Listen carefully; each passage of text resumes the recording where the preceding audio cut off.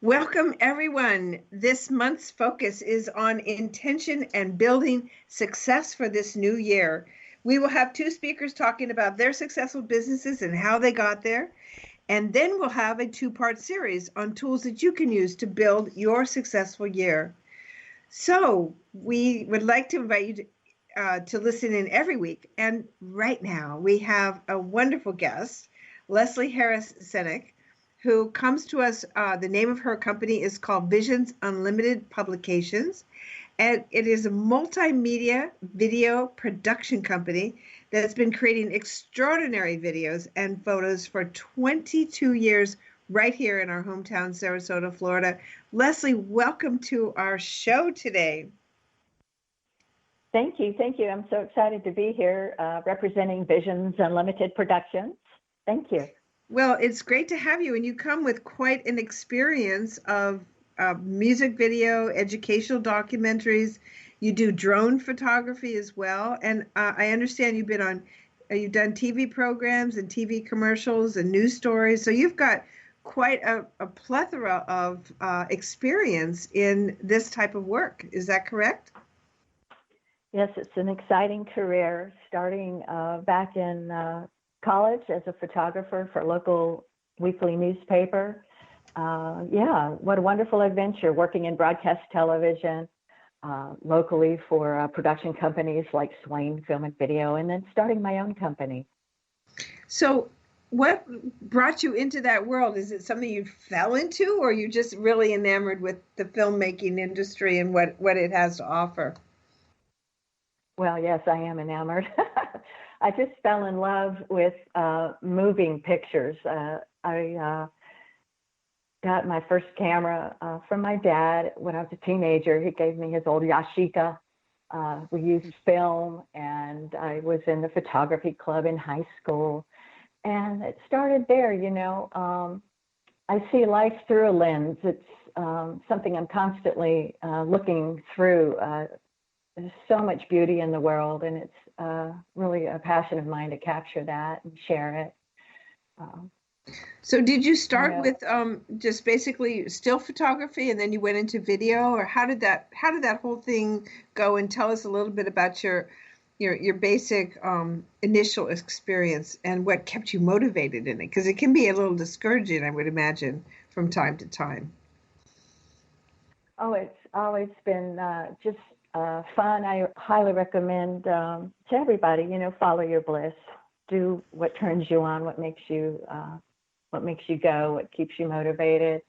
So it's been a very easy, natural evolution for me. Yeah, well, actually, I was a DJ also, so it's kind of fun to be back on the radio today. I was a college DJ at KSLU, a little college outside of New Orleans, Louisiana. And yes, I worked as a photographer at the Hammond Vindicator, and our official motto was "Let the fur fly." There's always an adventurous reporter that I would go along with and take photos of the local politicians and keep tabs on them, what was happening.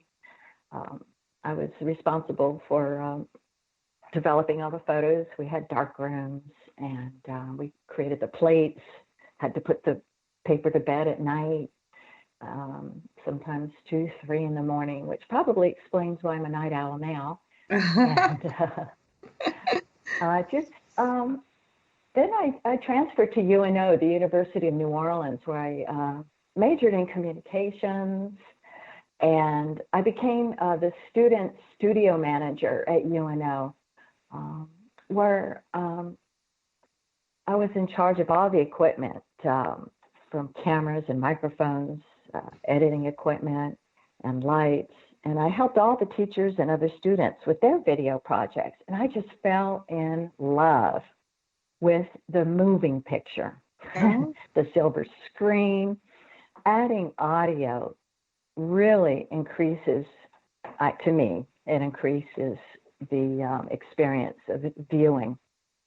Still always going back to my roots as a photographer, and hey, as a DJ too, you know, incorporating images and audio as a storyteller. So that was at University of New Orleans, right? So so then you said, well, this really works for me.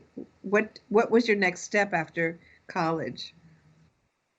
Well, I did have a paid internship at the PBS station in New Orleans, WEDU. It was so exciting to be part of the PBS family where I produced films and edited PSAs. We did a lot of fundraisers, and those were really cool. There's so much talent in New Orleans. A lot of musicians and artists would participate in the fundraisers. And so I gained a lot of great experience right out of college.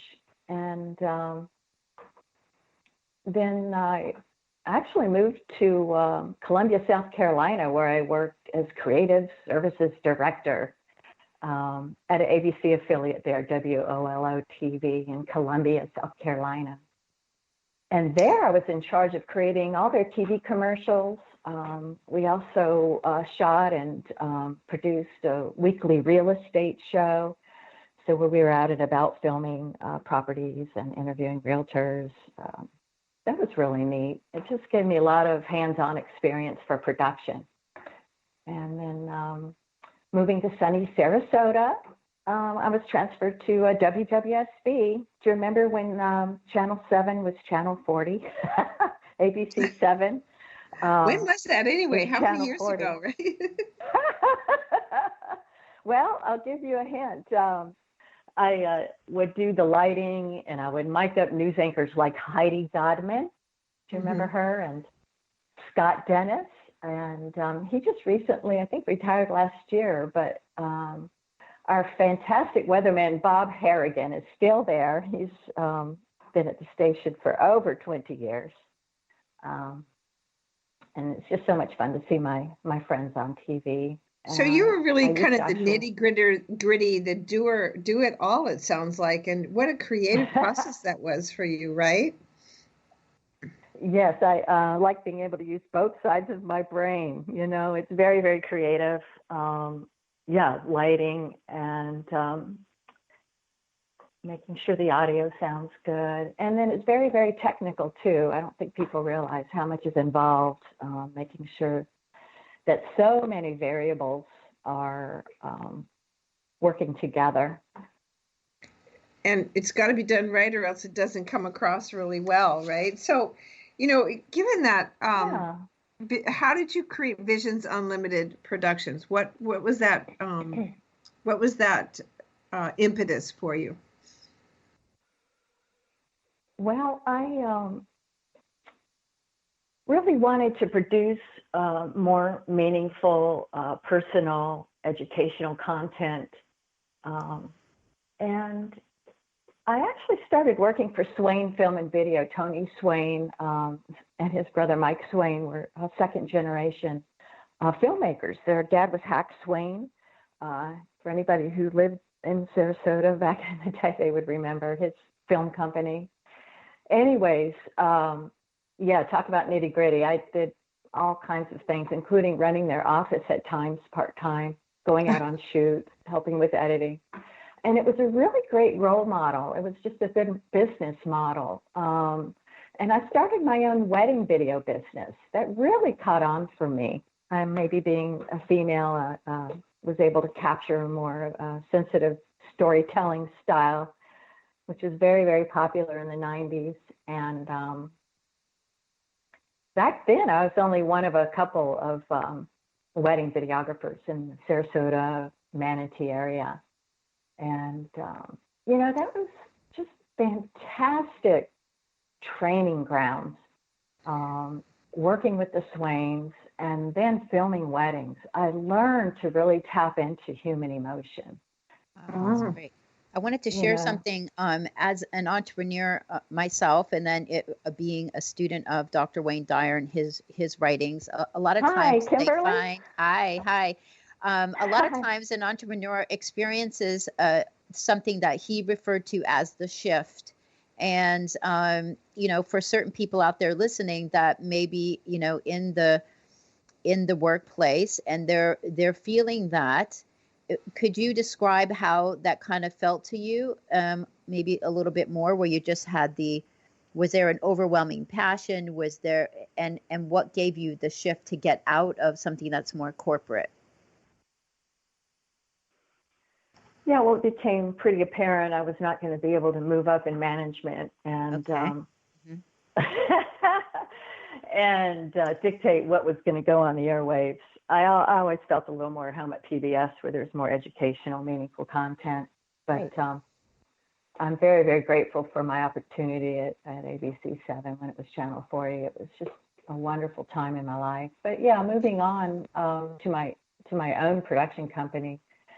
You know, I always wanted to be a teacher when I was a little kid. When people would ask, "What are you going to be when you grow up?"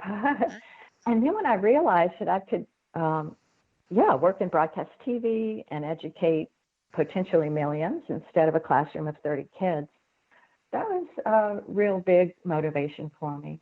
Right. And then, you know, back then you kind of had to work at a TV station if you wanted to work in this business. Well, now, you know, I feel like with affordable cameras and editing equipment, it's a true revolution.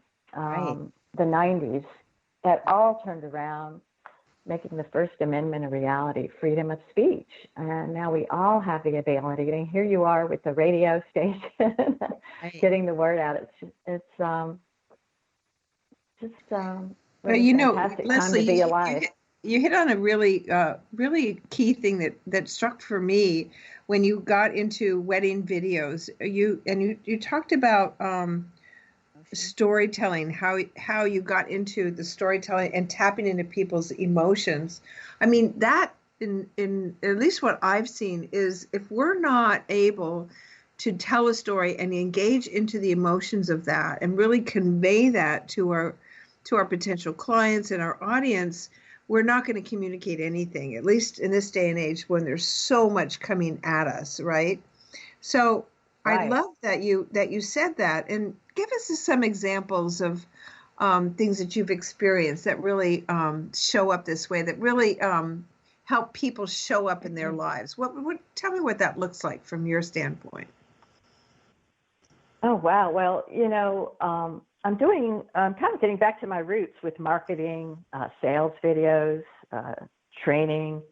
But yeah, when it comes to sales and motivating your audience, you really want to get them emotionally involved. And, you know, that gets them to open up their hearts, their minds, and their purse strings. You know, this is how we nudge people towards making decisions, towards making a purchase or getting involved and taking action. It may just be picking up the phone or sending a text, reaching out to you as a business person, or you know, I think this activity translates into sales. Yeah, and you do, when you say open up their hearts, it's really about being vulnerable with that. And I bet that's a little hard sometimes for people. How do you deal with that? Well, maybe sixth sense or intuition. Just been very, very sensitive. Even last week, I had to film a memorial service for a really amazing, beautiful musician who had passed away. And I became part of the support system for the family and the widow, just being there, being calm, being present. And I don't know if I'm answering your question, but I really connect with my clients. Oh, another really exciting thing that's happening is a psychologist, Dr. Patricia Jo Ryan, has me creating a YouTube channel for her. And we're going to be putting up regular content, psychological tools that people can use to help themselves be happier and healthier mentally. It's just something that I feel very passionate about, and I like to support people who are, you know, making the world a better place. So you mentioned also something interesting. You said they hope to not only open their hearts, but their purse strings. So, you know, people, I know, right? People, they have their iPhones and they have their Facebook Live and what have you. They can make